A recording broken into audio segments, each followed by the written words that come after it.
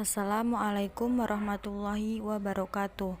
Di sini kita akan belajar materi geografi unit 3 membangun untuk masa depan. A. Interaksi desa kota. 1. Hubungan antar wilayah pertumbuhan. Pusat pertumbuhan memiliki daya tarik untuk menawarkan berbagai jenis barang dan jasa yang memadai. Pengaruh pusat pertumbuhan tergantung pada jarak suatu wilayah terhadap lokasi pusat pertumbuhan. Interaksi yang terjadi antar wilayah pertumbuhan dilihat dari aspek ekonomi, manusia, dan aspek budaya. 2. Pembangunan wilayah berkelanjutan.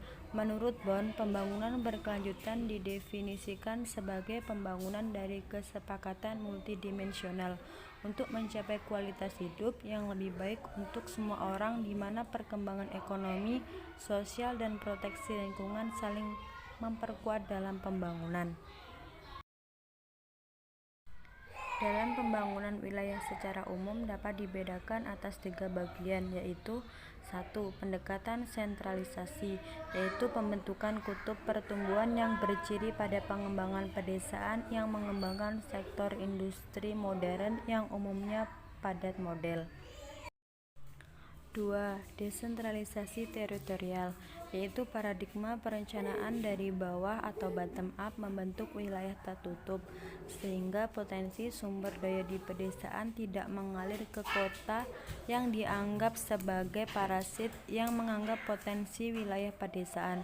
Yang ketiga yaitu integrasi fungsional, yaitu pendekatan yang berupa untuk menangani antara pemikiran sentralisasi dengan desentralisasi dalam konsep pengembangan wilayah. Perkembangan wilayah berkaitan erat dengan daya dukung dan daya tampung lingkungan. Daya dukung wilayah adalah daya tampung maksimum lingkungan yang diberdayakan oleh manusia.